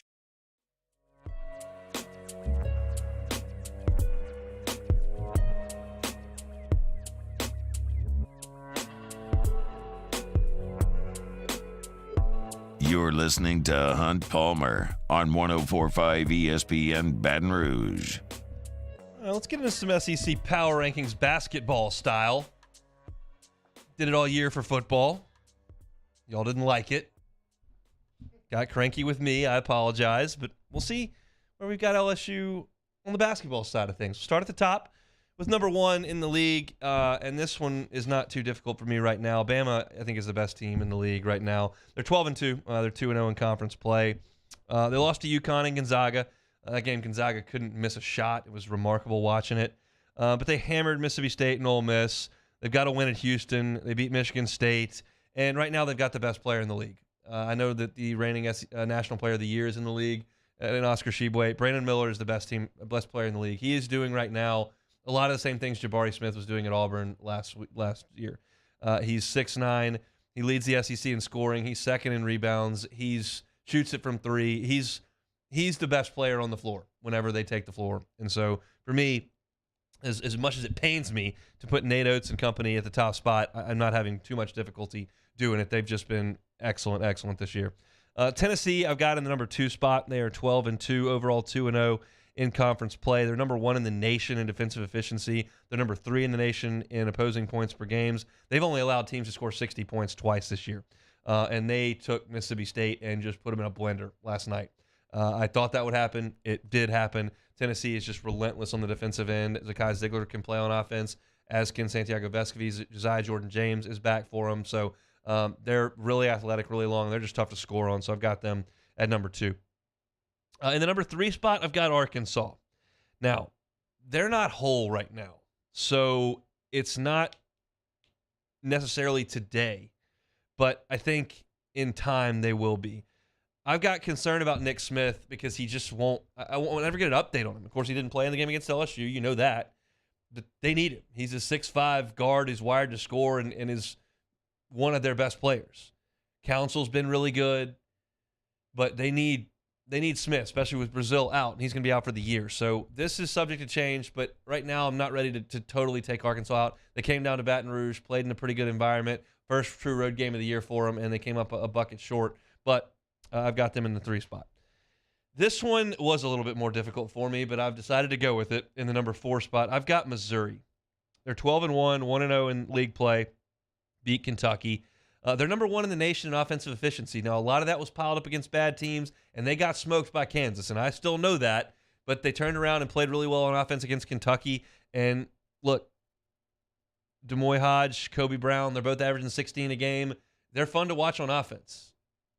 So we'll see. I've got them at 4 right now. I've got Kentucky at 5. The pieces are there for this team. They've got a point guard who runs the show. They've got a dominant big man. They've got a couple of guys on the wing that can really shoot it. They've got athletes. They've been able to score a lot of points this year, and I think the defense is going to come along, but the results aren't really there. You've lost 4 games. You were on the ropes against an average LSU team, I think. So they got to play better than they are right now, but I still believe in the pieces that John Calipari has. Just a matter of can he get them to play a little bit better. At the 6th spot, I've got Auburn. They're 11-2, 1-0 in league play. They don't have a single player in the top 16 in the SEC in scoring, but their defense has been good, 13th in the country in defensive efficiency. You're replacing a lot there. With Jabari Smith moving on, that's obviously going to be a huge blow. With Walker Kessler moving on, he was the best shot blocker in the country last year. They've had to restock the shelves, but Johnny Broom's been good for them on the block, and they're well coached, and I think they're going to be just fine. I've got them at 6. Last week, or I did this 3 weeks ago or 2 weeks ago, and I had LSU at 10. I've got LSU at 7 now. I'm moving them up. That's good, right? I'm moving them up. I don't think they're a top 5 team in the league. I've got them right there at 7 right now. They're veteran. They've got some weaknesses. They don't have rim protection. There are times where their best shooter doesn't shoot it great. Their point guard is struggling a little bit, but they're tough as nails. They've got a legit big man in KJ Williams that can shoot it from 3 and hurt you on the block. Hannibal's been great. Hayes has come on. Fountain's come on. So there are pieces there. I don't know if there's a ton of pros, but there are pieces. I've got them at 7. Mississippi State probably would have been ahead of LSU 24 hours ago. After what we watched last night against Tennessee, I bumped them behind them. I got Mississippi State at 8. They are 11-3. They are 0-2 in league play, having played Alabama and Tennessee. That's a tough draw. They're the 2 best teams in the league, in my opinion. But they're 9th in the country in defensive efficiency. They just can't score. They're 171st in offensive efficiency, and they don't score it very well. But Coach Jans is a really good defensive coach. They play really hard. They're tough to score on, so they're going to win some games in the Southeastern Conference, especially against some of the teams at the bottom of the league who aren't very good at scoring. I think Mississippi State will be okay, but I think that they're back where they should be now. I probably had them too high a couple of weeks ago. Look at Mike White in year 1 at Georgia. Got them to 10-3. They've won 3 straight, beat Notre Dame. Terry Roberts is second in the SEC in assists at point guard. They're not very talented. They don't have a lot of good players, but they've won some games, and there are some teams coming up at the bottom of this list that are really not good. So I've got Georgia at 9. I got Florida at 10. The only offense Florida can create is Colin Castleton. Nobody else on that team does much of anything on the offensive end. They've got Alex Fudge out there. We know he's a freak athlete, can high fly, dunk, block shots, but is he a polished scorer? No. The backcourt hasn't been consistent scoring the ball either. It's kind of a Castleton or bust for them. That's why they're right now 0-1 in league play, 7-6 overall. I've got them at number 10. I've got Ole Miss at 11. They're 8-6, 0-2 in the league. Bama just absolutely mauled them last night, and they just did not have an answer. I like the guards on this Ole Miss team, but that's about it. And they weren't as good as Alabama's guards last night, and that reason they got crushed. So 8-6, 0-2. Ole Miss is at 11. A team that a lot of people thought was going to make the tournament, I was not one of them, is Texas A&M, and they are going to be a very long shot to make the tournament at this point because right now you look up and they're 8-5. They got beat by Murray State, who is in a total rebuild. Matt McMahon took their best 3 players, and he was their coach. So they've got to have totally restocked the shelves there at Murray State. They beat Texas A&M. Boise State beat Texas A&M. Wofford beat Texas A&M. We saw that team in the PMAC. They also trailed Northwestern State at the half. And this is with a lot of guys back from that team that got hot. Right now it very much appears, when you're talking about Texas A&M, that they were really bad from November through February last year. They got hot for the last 2 weeks of conference play in the conference tournament, and that was about it. It's the same group of guys. This is the result they were putting out last January, too. I just don't think there's a lot of talent on that team. I think that Buzz is a pretty good coach, but when you don't have the guys, which is his fault, you don't have the guys, and I just don't think they have the guys. We'll talk about them on Friday when LSU heads to College Station, but I've got them at number 12. And then the last 2 teams I've got played last night, so that gives you the indication of where one falls and where the other falls. I've got Vanderbilt at number 13. They are 8-6. They beat South Carolina in overtime last night, but anytime you lose to Grambling, we gotta knock you down a few pegs. And that's what happened to Vanderbilt a couple weeks ago. They lost to Grambling. So I got Vandy at 13. At least South Carolina's got a little bit of an excuse. They've got a new coach. They're in a transition. Vandy's not. Jerry Stackhouse is established. He's been there. He's got his guys. Scottie Pippen goes out the door, and they're just not very good. Jordan Wright, Baton Rouge products up there playing. He's a good player. But Vanderbilt is not good. And South Carolina is not good either. I've got them at 7-7, 0-1 in the league. They are the last place team in the SEC to me. So to run through those again for your power rankings, Bama at 1, Tennessee is 2nd, Arkansas at 3, number 4 is Missouri, number 5, Kentucky, Auburn is number 6, got LSU slotted in there at 7, Mississippi State is at 8, Georgia is at 9, Florida at 10, Kermit and Ole Miss at 11, Buzz and Texas A&M down at 12, Vanderbilt's at 13, and South Carolina is at 14. So your Fighting Tigers of LSU coming in at number 7 in these power rankings. I want to get you set for, before we get to Shea Dixon here in a couple of minutes, get you set up for tonight in the Southeastern Conference as far as basketball goes. Got a couple of games. A couple of teams that haven't played a conference game actually will play tonight. It'll start at 5:30 on the SEC Network. Auburn is at Georgia. Bulldogs have not played a conference game. Auburn's a 7.5-point favorite in that game. I believe they will cover that number. A&M is headed to the O-Dome in Gainesville at 6 o'clock on ESPNU. Florida is a 6-point choice in that one. I don't know that I trust the Gators to lay 6 in that game. I think they will win it, but I do think it's going to be a tight game. Those two teams really need a win. And then the game of the night for sure in this one is at 7:30 on the SEC Network. It'll be Missouri headed to Bud Walton to play Arkansas.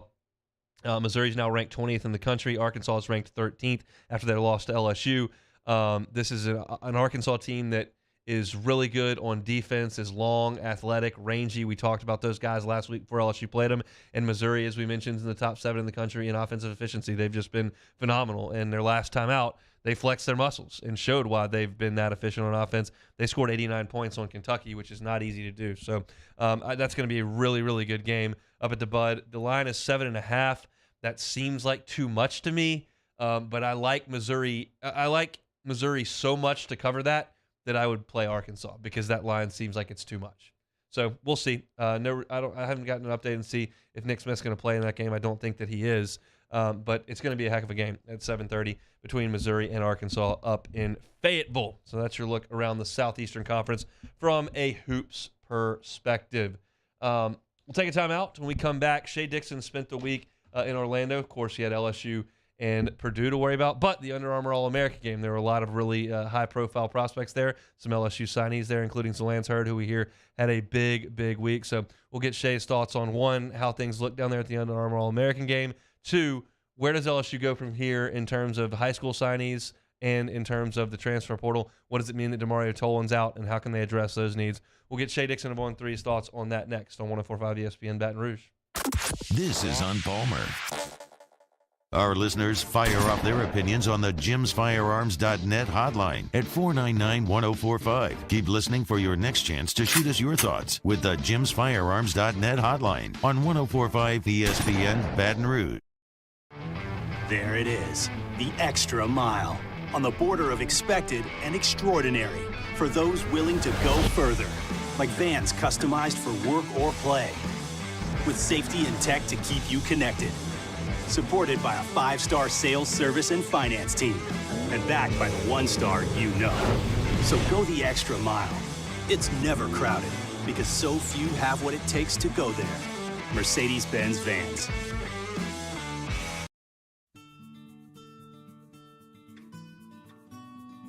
This is a house call. This is a follow-up appointment. This is a diabetes checkup. This isn't just more convenient care, it's more advanced care. This is innovating healthcare at Louisiana's #1 hospital, Ochsner. Louisiana. It's a place defined by culture, by pride, by passion, by people who do more than love this place. They celebrate it, elevate it, champion it. They are the individuals who embody what makes Louisiana great. The companies that make Louisiana a better place to work and live. The nonprofits leading transformational change in our communities. Champions of Louisiana are all around us, and LWCC is proud to celebrate them because we've always been Louisiana loyal, supporting the workers, the innovators, the change agents of this great place we call home. Who are the champions around you? Together, we can share their stories. Together, we can help our home state thrive. Together, we are Louisiana loyal. Always.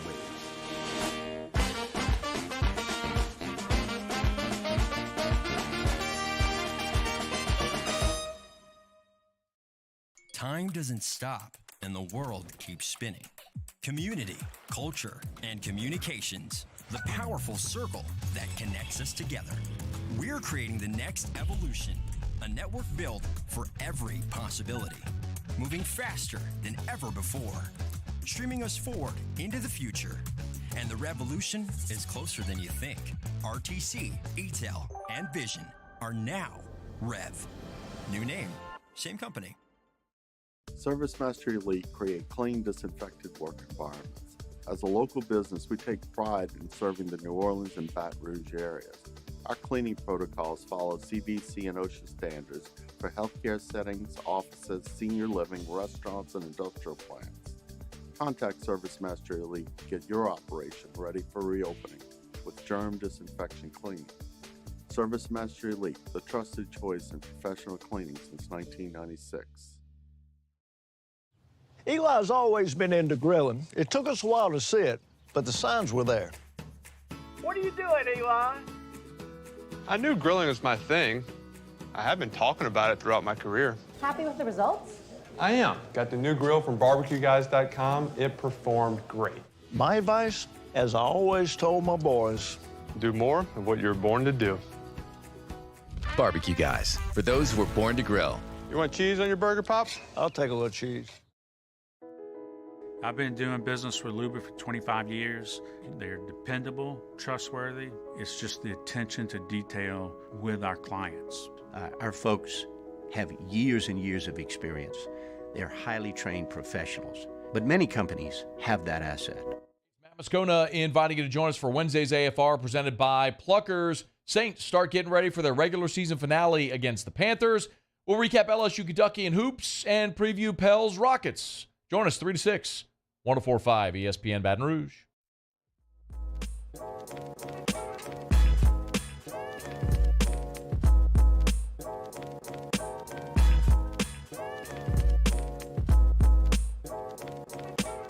This is Hunt Palmer on 104.5 ESPN Baton Rouge. Let's head on out to the phone lines. Jim's Firearms Hotline. Shay Dixon, the Bengal Tiger, on 3 is our guest. Shady, Happy New Year. How are you, sir? Happy New Year, Hunt. I'm doing well. How are you? I'm good. Look, I spent some time with you at the Under Armour All-American game. It was the faithful 5 for 5 day when we were in the press box at Tropicana Field, and it was the most ridiculous thing that I've ever witnessed in terms of the recruiting world. I think this week was a little bit more low-key over in Florida, but nonetheless, it was some impressive stuff from some LSU folks, namely Lance Hurd. You know, Hunt, what's funny is the Under Armour game had some announcements, but with the early signing period now, a lot of big names have already announced, and it was a number of guys. In fact, it was 4 or 5 guys I had not even heard of, and, you know, they were going to wherever at college. It wasn't, you know, big SEC schools or anything like that I'm aware of. Anyhow, but I thought to myself, I was like, man, I remember when this game really had some firepower when the announcements came. I mean, you were hinging entire recruiting classes on what happened in the middle of a made-up football game. No, Shay, like I distinctly remember sitting in the Tropicana Field press box, and someone walked over to me and said, Saban's going to Texas and Fournette's going with him. And this is like 40 minutes before Fournette's going to announce, and I'm like, what is going on in this press box? It was every message board rumor bill piled into one Major League press box. My favorite part, now we're going completely off the rocker, but here will be my final thought. My favorite part about that, and for people who don't know, we're talking about 5 for 5, Leonard Fournette and Jamal Adams commit to LSU, but they don't get Speedy Noyle, Tony Brown, or Gerald Willis, and it felt like the world had ended, right? Despite the fact that eventually the 2 that LSU got were top 10 picks, and I'm not sure either of the other 3 got drafted. Anyhow, but that day when and this is, someone described it greatly on our board, Hunt, recently, when we were talking about LSU recruiting stories over the years. They're like, to people who don't understand it or you're new to recruiting, it wasn't just like an announcement. It was like a 12-round fight because it was spread across 4 quarters where you were just catching body blows, you know, first quarter, second quarter announcements. But the whole Fournette and Saban to Texas heated up about after halftime, and Tony Brown had already left Texas and committed to Bama. And I was like, man, Saban's leaving, he's taking Fournette. They didn't even tell Tony Brown. Like, that's how deep we are into this happening. So, those were good times. They don't have those kind of announcements anymore. They were something. All right, tell us about Lance Hurd. It sounds like he was great this week. Yeah, you surprised? LSU's 5-star offensive tackle out of Neville, who Kelly told that great story on signing day about how he said, hey, I'm coming in to play left tackle. And he goes, well, you know, we got a pretty good one, Will Campbell, your old high school teammate. Said, yeah, I know who he is. I'm coming in to play left tackle. And I asked Dale about it, and he laughed, and he said, yeah, like I'm being half serious, I guess, but, you know, I love Will. I'll play wherever. But, boy, they had him down at left tackle all week. He was the best offensive lineman there. I mean, I don't think it was that close. He ended up the only top performer from the offensive line, kind of on the final list for on 3 and everything like that. Every day, I think he was named a top performer. But he's probably 330, Hunt. He'll trim down some, you know, in year 1 to get to next fall. And he's not an early enrollee, so I almost see it a good bit like, for people who are like, okay, well, is he going to come in and play right away? It's like Will Campbell at this time last year was coming to school. So he had a 6-month, you know, semester head start. He starts game 1 for you. Well, Emory Jones arrives in the summer, you know, then all of a sudden he's got to cram a lot into a shorter amount of time. He ends up about a month into the season working his way into real playing time. So I think that's Dale Hurd's path, or at least the hope, right, is that with a coach like Brad Davis, we've seen it this year, whether it's Brad Davis or Kelly, whomever, they'll rotate the linemen, even at left guard. Dellinger and Miles Frazier rotated a good bit when they were both healthy. So if he's good enough, they'll put him out there. Anybody else that stood out to you as y'all were out in Orlando this week? Well, you know, they had 5 guys total there. Deshaun Womack, their 5-star signee out of Baltimore, edge rusher, who is the guy they really want to replace B.J. Ojolari, or at least kind of the void left there at the jack linebacker spot. He's a phenomenal player. I think he's going to be really big time. He had a small little surgery to clean something up, and he's an early enrollee, so he couldn't participate in the game. But we did. Shelton Sampson was down there. Obviously, everyone here has seen him a ton. LSU's 5-star receiver out of Catholic here in Baton Rouge.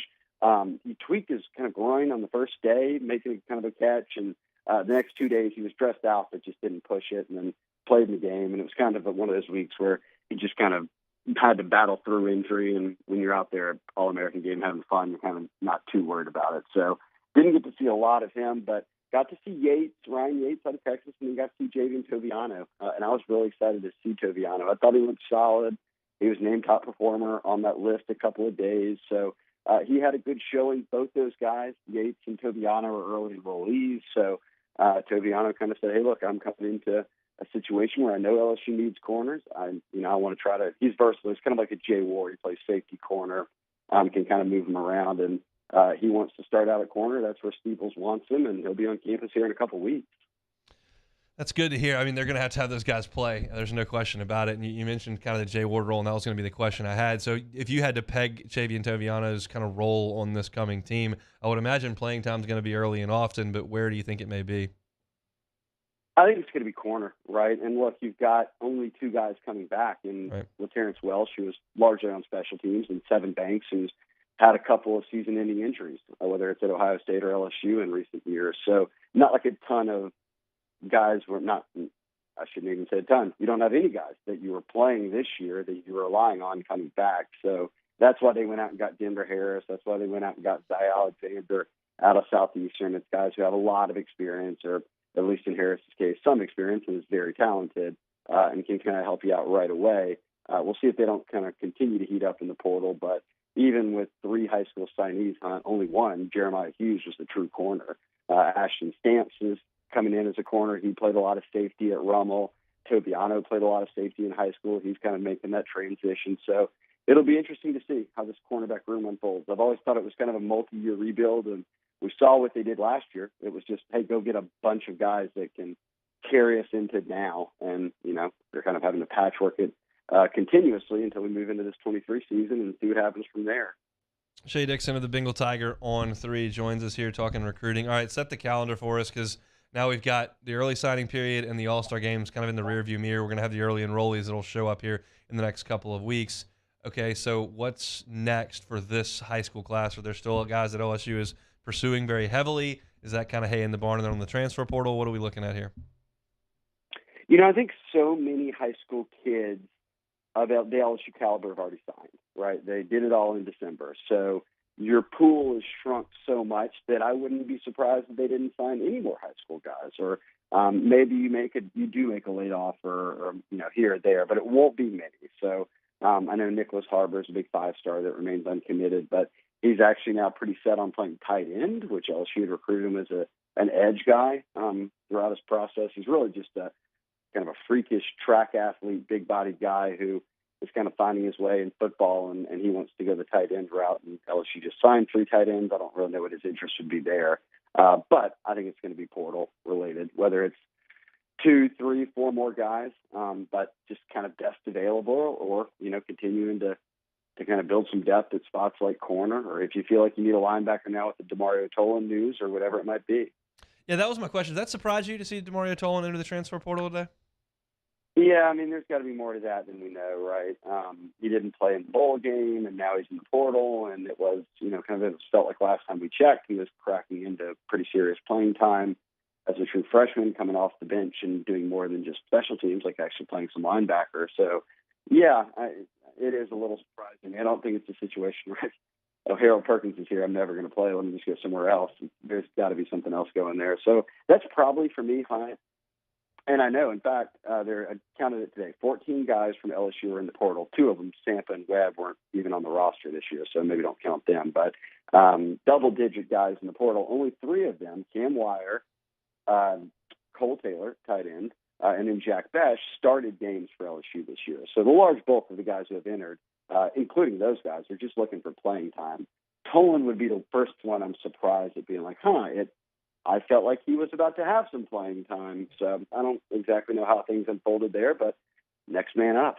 Is there any buzz in the transfer portal for a running back for LSU?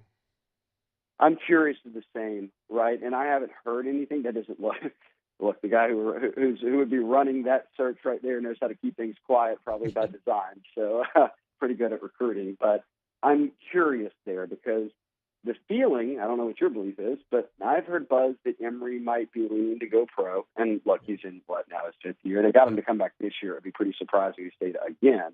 But that would be his 5th year, yeah. If he goes pro, then you've got Josh Williams, who obviously proved himself this year, and then wasn't there at the end with some sort of knee injury, they said on the broadcast, or knee surgery, something to clean that up. But Armani Goodwin's never been healthy for you. You've got Noah Kane, and you saw what he could do this year. You've got Trey Holly and Caleb Jackson coming in, but they're true freshmen, and Jackson's coming off a season-ending injury. It just feels like you've got a lot of guys, but then you're like, okay, is there that one true guy that you can really give it to? And I don't know. I think if you're looking into the portal, right, you would be looking for that. You're not just looking for one more guy to come in that you think could give you 5 or 6 touches a game. I would think they're trying to say, hey, if there's somebody really elite out there, we'd go for it. If not, we kind of come and move forward with what we have. And hey, look, this year, Hunt, LSU just set the record for most rushing touchdowns in a season. Yeah. And they did it with a running back kind of by committee. Obviously, Jaden Daniels played a big part in that, but he'll be back next year. So I am curious what they think they can get by with versus, or maybe just feel really good about versus maybe getting one more guy out of the portal. Roster management never sleeps. The guys at the Bengal Tiger, the On3 side, are all over it. Billy's been in one All-Star game. Shay's been in another. They got tons of info on the website, so go check it out. Shay, we appreciate it. All right, thanks, Hunt. Shay Dixon. You can follow him on Twitter at Shay Dixon. He's part of the Bengal Tiger over there at On3. We'll take a time out. We'll have a little bit of extended last segment here. I'm going to get to a story that I found very fascinating from The Athletic. That they went to the Under Armour All-American game, and they interviewed 15 blue chip recruits anonymously and talked to them about their experience with NIL in the recruiting process. And I thought the answers were pretty fascinating. So we'll get to those coming up next on 104.5 ESPN Baton Rouge. Hunt Palmer on 104.5 ESPN Baton Rouge. Now's the perfect time to download FanDuel. It's America's #1 sportsbook because right now new customers get a no-sweat first bet up to $1,000. That's free bets back if your first bet doesn't win. So just sign up with that promo code 1045ESPN. FanDuel's got all your favorite bets from the money line to point spreads to player props. And with live betting, you can get updated odds on games that have already started. The best part, when you win, you get your winnings paid fast. It's all on an app that's safe, secure, super easy to use. So sign up today with the promo code 1045ESPN for your no-sweat first bet. That is promo code 1045ESPN. Make every moment more this season with FanDuel, official sportsbook partner of the NFL. Must be 21 and present in Louisiana. First online real money wager only. Refund issues, knowledgeable free bets, expires 14 days. Restrictions apply. Terms at sportsbook.fanduel.com. If you're somebody who has a gambling problem, wants help, call 1-877-770-STOP. In times of need, get a full list of phone numbers, websites, and other important emergency information on the Demco Stormwatch page at 1045ESPN.com. This is a house call. This is a follow-up appointment. This is a diabetes checkup. This isn't just more convenient care, it's more advanced care. This is innovating healthcare at Louisiana's #1 hospital, Ochsner. Time doesn't stop, and the world keeps spinning. Community, culture, and communications, the powerful circle that connects us together. We're creating the next evolution, a network built for every possibility, moving faster than ever before, streaming us forward into the future. And the revolution is closer than you think. RTC, ETEL, and Vision are now Rev. New name, same company. Louisiana. It's a place defined by culture, by pride, by passion, by people who do more than love this place. They celebrate it, elevate it, champion it.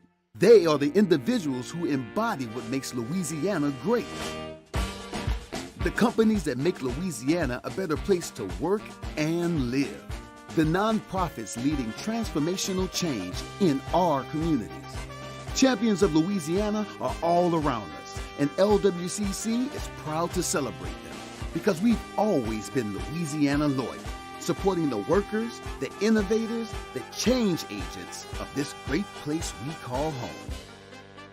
Who are the champions around you? Together, we can share their stories. Together, we can help our home state thrive.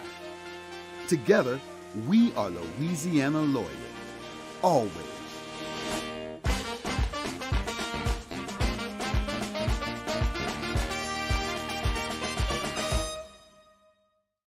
ServiceMaster Elite create clean, disinfected work environments. As a local business, we take pride in serving the New Orleans and Baton Rouge areas.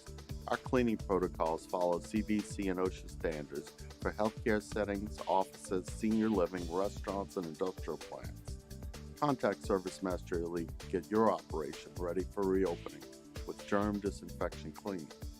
ServiceMaster Elite, the trusted choice in professional cleaning since 1996. Eli's always been into grilling. It took us a while to see it, but the signs were there. What are you doing, Eli? I knew grilling was my thing. I have been talking about it throughout my career. Happy with the results? I am. Got the new grill from barbecueguys.com. It performed great. My advice, as I always Join me, Jimmy Ott, for Game Time, live from Snow's Seafood and Steak, Airline Highway at Highway 74 in Gonzales. 6 to 8 p.m. Wednesday. Got a bunch of guests giving out picks. Game Time on 104.5 ESPN Baton Rouge.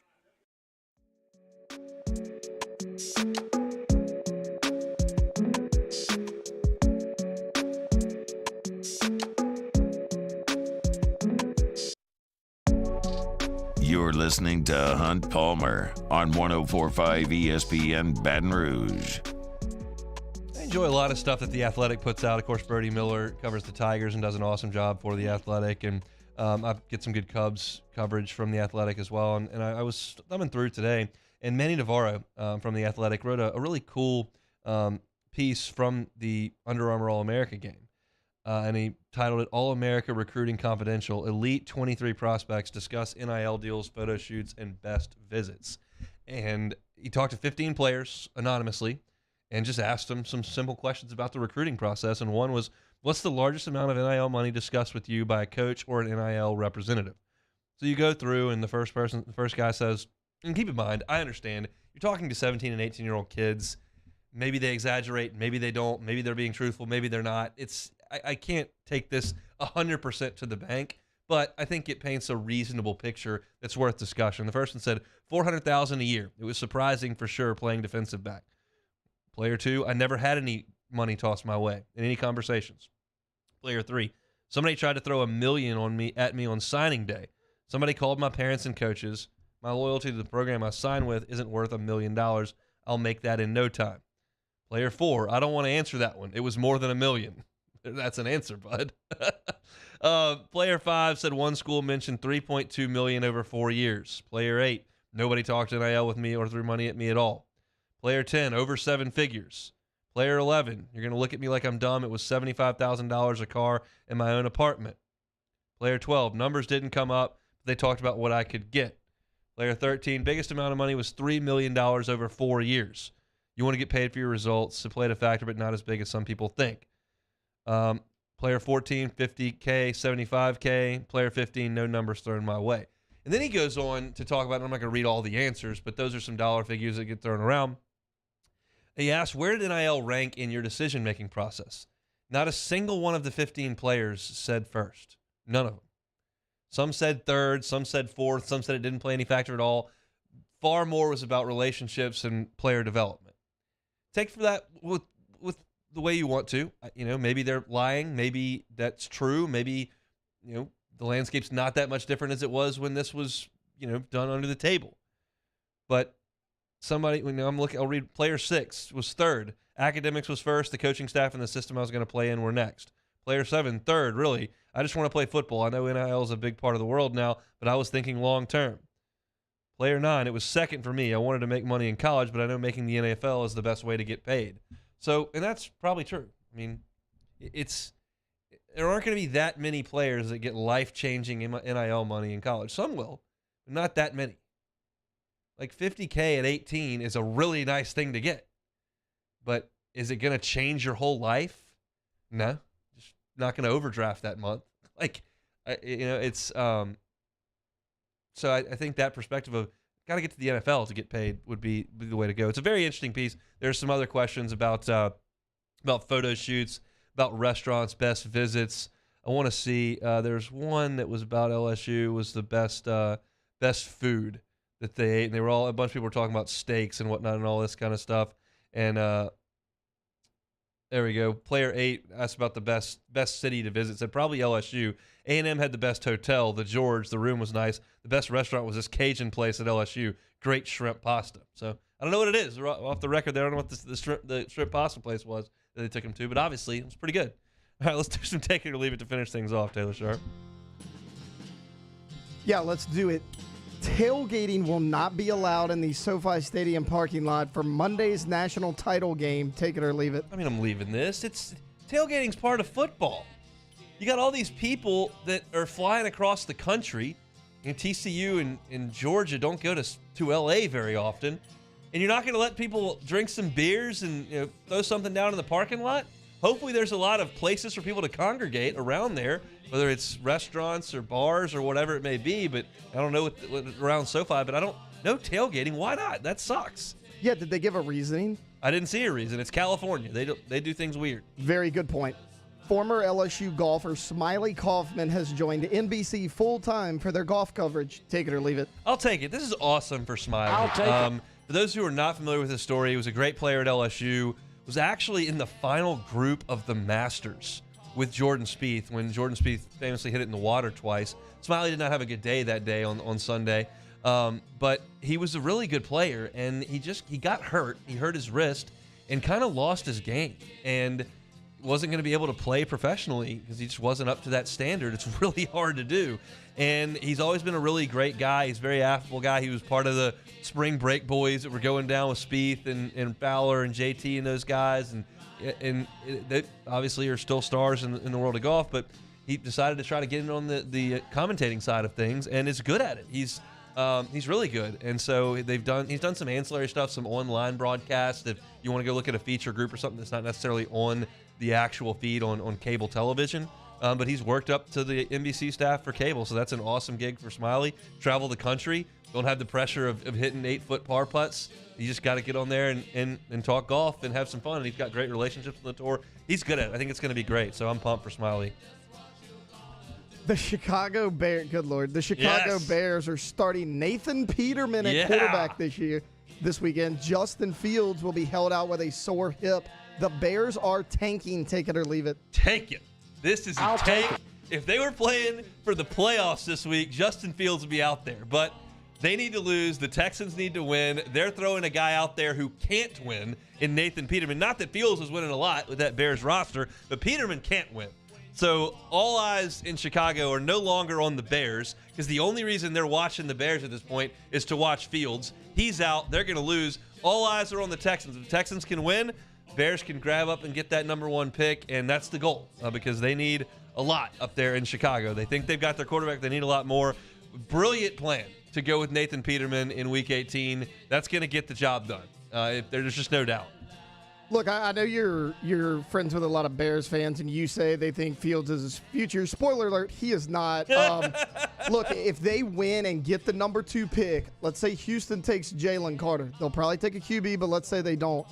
And Bryce Young is sitting there at number 2. Do the Chicago Bears take Bryce Young? I think they trade back. I think they take Bryce Young. We shall see. This is it's the same management group that took Fields in the draft, so they did have a change, but this group did take Fields. They fired Ryan Pace, and who was the awful coach they had? Matt Nagy, and they hired another Ryan and another Matt. But they think Fields is the ticket. But I think that they would either trade back or take some sort of pass rusher or something there. They've gutted that roster, and they are certainly tanking. Peterman will get the job done. There is Take It or Leave It here on this Wednesday edition of the Hunt Palmer Show. We opened the show with LSU Kentucky reaction. I kind of gave you my thoughts on LSU up in Rupp last night. JD Pickell of On 3 Sports, always great talking college football. We talked with JD about the hiring of Bobby Petrino by Texas A&M. We also mentioned Demario Tolan in the transfer portal, Jay Bramlett, the punter, coming back. I gave kind of my memories of the 2003 National Championship team. That game was played 19 years ago today in the Superdome. It was a magical night for the state of Louisiana, so that was my thoughts at the end of hour number 1.